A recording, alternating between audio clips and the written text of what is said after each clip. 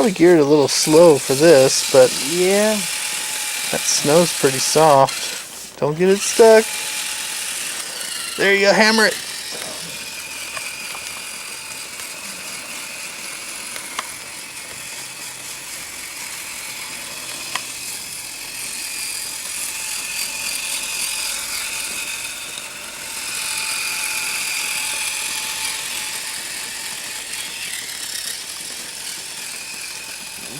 It's pretty low. It is actually geared pretty low. That is a 35 turn.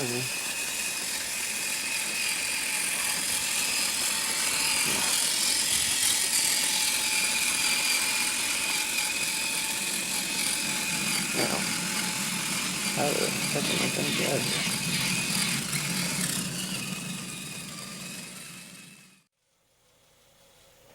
And the tires, they're not their most they're not the softest compound they make, but they do feel pretty good. The tires are also glued onto their, basically just a glue-on rim. Axial used to put bead locks on all their cars, and they kind of got away from that for a while. Out of the box, if you just want to drive it like it is, it's totally fine. If you want to make it, do better on the trail and climb better, you want to weight the insides of these rims.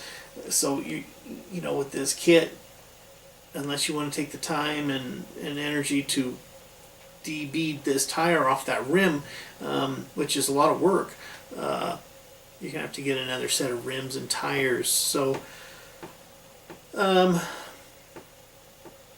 kind of a downside to this level of car, but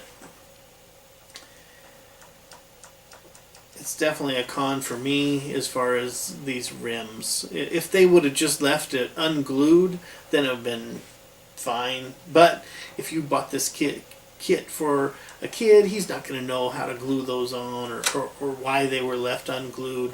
And if you run it without it being glued, the tires will just fall off, and somebody's going to have a bad experience, which is not so great. So anyway, it is what it is. If you want to, get the car to do something more, you're going to have to get some new rims and tires anyway. The back suspension feels a little loose as far as just articulating, going over down the trail. It's totally fine. It's going to work really well. As far as climbing up stuff, that could be maybe a little stiffer, but out of the box, it really feels great. So I really like that. The undercarriage is really nice. They definitely took some time and energy to make sure that everything was as smooth as they could all the way back. There's no dips or hang-ups or places where rocks are going to get hung up here. Everything's been the attention to detail has really been taken into consideration when they redid this car. This is not the standard SCX 10.2 plate or the Axial or the Wraith plate. So this is completely new to the 1.9 Wraith, and these sliders here are kind of integrated into the car chassis. So that's all new, and honestly, it really looks good. Another thing that's nice is they put the wild bore drive shafts. Some people are going to want to put MIPs on there or something stronger or whatever. I like to run these wild bores.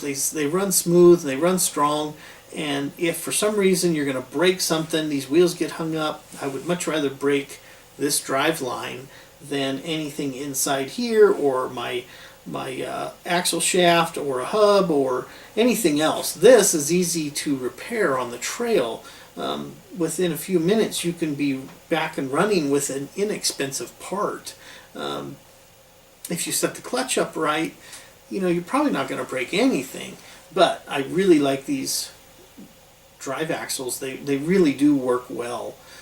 It's a single speed transmission. They use the gray style tranny that's in the SCX 10.2s, and it does have the metal gears, which is kind of nice, and it is running a 35 turn motor, brushed motor.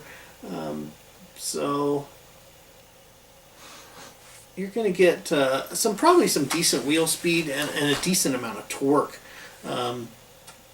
Getting the body off has always been a little bit of a challenge with the existing Wraith. This one, it looks like you've got a screw here, here, and up here, and it looks like the rest of the body will come off of there. To get to your battery, you know, all you got to do is pull the 2 pins, battery's right there. But just like the original Wraith, to work on the interior or the transmission or the frame or any of that, it's a little bit more challenging to, you know, get the body off and then get the cage off and separated. And this is definitely a little different. The cage is not the same as the Wraith as far as the frame rails go. The top is all Wraith stuff. The roof is Wraith. The interior is new for the 1.9 Wraith. It doesn't have the little bucket seats that the existing Wraith did. Might be interesting to do a modification to see if that internal interior would fit in there. There might be some clearance issues with the new transmission and the location of the speed control or whatever, but those little bucket seats were really nice to see in the existing Wraith, but they opted to not put those in there, and it is lighter, and it probably, you know, saved a little money, but all in all, really excited to get this thing on the trail. I think it's going to do really well for what it is, and to have the 1.9, you know, out of the box, ready to go without having to, you know, tweak your existing Wraith. What a great deal. You know, this is really going to be a fun model to play with and work on and modify and do everything we do. Another thing to kind of mention, the front axles, they did go with the dog bone and cup style. It's not the universal axle, which I'll probably change that. It just gives a little better steering angle on those parts.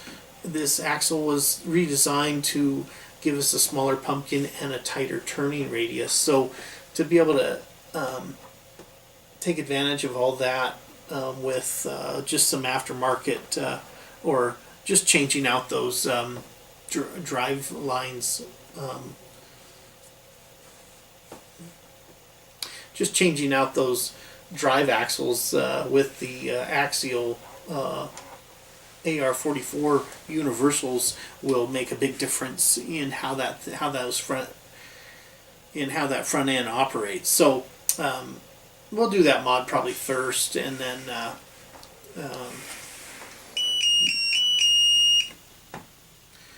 we'll do that mod probably first, and we'll see how it goes, and then possibly start maybe a motor change and some gearing and maybe some different rims and tires. But we're going to run it with our Red Cat, which we have there in the back, and see kind of how this does or stacks up with that Red Cat.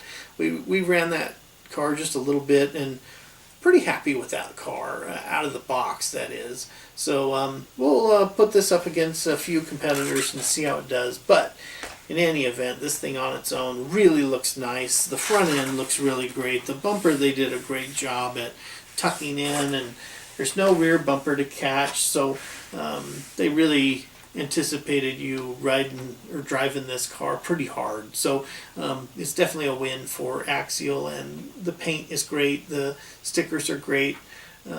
So I think the car is a really neat addition to their line of Axial cars. So in any event, we'll give this a drive, get it ready to go, and we'll get some video of driving, and we'll drive it as is, do a few mods, and then we'll see how it does, and as we continue driving it, we'll explain what we do and what we do different and why. So anyway, I think this car will be a lot of fun. So definitely a good job for Axial, and really neat to see the 1.9 Wraith. So until next time, we'll see you later.